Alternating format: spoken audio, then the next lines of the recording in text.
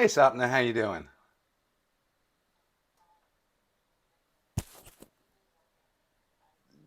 Like I said, I got this whole setup I'm working on now. Can I just run through a couple things with you for like 5 minutes? I want to show you my online training setup.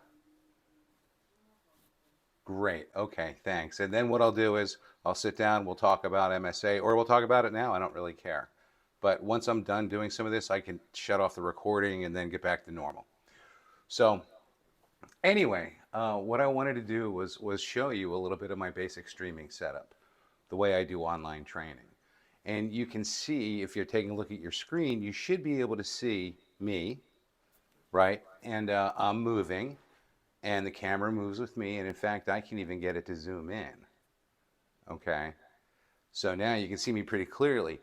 And if I'm writing on the whiteboard, for instance, like that, you'll see, you can see on the whiteboard itself, it picks up.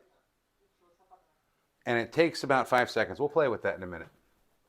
So the third thing you can see is my presentation. And so this is actually what I call Starbucks mode. Okay, and it requires two PCs to do it. I'm actually using three right now, but two. So if you take a look, PC one is the minimum. Now, so it doesn't really matter what platform you're using. It could be Teams, Zoom. I mean, we're on Meet right now, but WebEx, anything, right? So what this PC does, PC1, the one most people have, it gives you your camera and your presentation. So for instance, you can see me presenting this PowerPoint, right? You can see me doing that. Now, if I add the second PC, I get to add my board, a Captivo whiteboard. And let's see here. Let me take control of the camera for a moment. So if you take a look above, you can see there's this snorkel that comes out from the wall. That's a whiteboard camera. And what it does is it takes and translates the images basically and sends it out on a URL. So if you had another display, I could send you that URL. It's just a regular old website, and you could show that on a different display as you're talking to me on Meet. So do you see now there's some other features too. So the third one I'm using, that's really only for recording.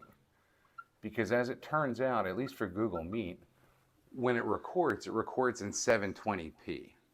And I don't know if you know much about resolution, but these days it's not that good. You'd like it to be 1080, or the future is going to be 4K. So 720 is a little low. They do it for bandwidth purposes. So anyway, that's what these are for. Now let's take a look at this. If I were to write down, for instance, the topic today, you wanted to talk about MSA. 1 1000, 2 1000, 3 1000. So that was pretty quick, but it usually takes closer to 5 seconds. I've seen it take as long as 7, but it's pretty quick, and I think it's okay. When we go through this MSA topic later, we'll talk about it. Okay? Again, 1 1000, 2 1000, 3 1000. And, things go away pretty quickly.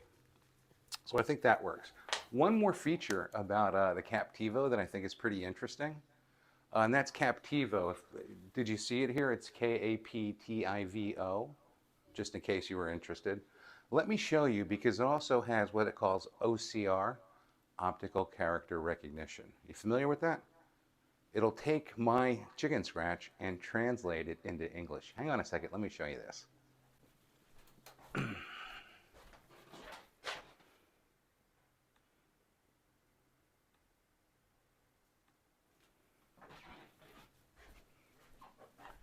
So unfortunately, I have to have it in the hall because of the sound, because I'm recording and whatnot. So anyway, I don't know if you can see. Has it changed yet? Yes, it changed. Can you see on the screen now? It's characters, right? I mean, how cool is that? It took my chicken scratch and it pretty well rewrote it into words that are easier to read. What do you think? I know it's a little subtle, right? Now I'll tell you what. Let me show you because you can translate into other languages. I've been playing around with Spanish lately because that's one of the languages we need to teach in. But hang on, let me see if I can find others.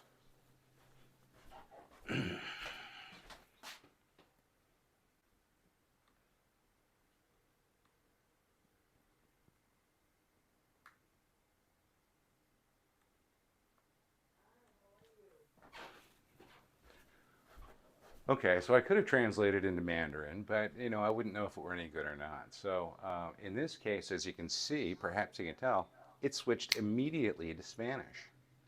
And so if I write a word like eggs, I'd imagine that it would translate to huevos very quickly, right? And interestingly, it didn't. Oh, it's working on it though. So anyway, in another language, it's a little awkward, but you see, it translates to huevos. And so the translation takes a little bit longer, but the OCR is really very quick. So what do you think?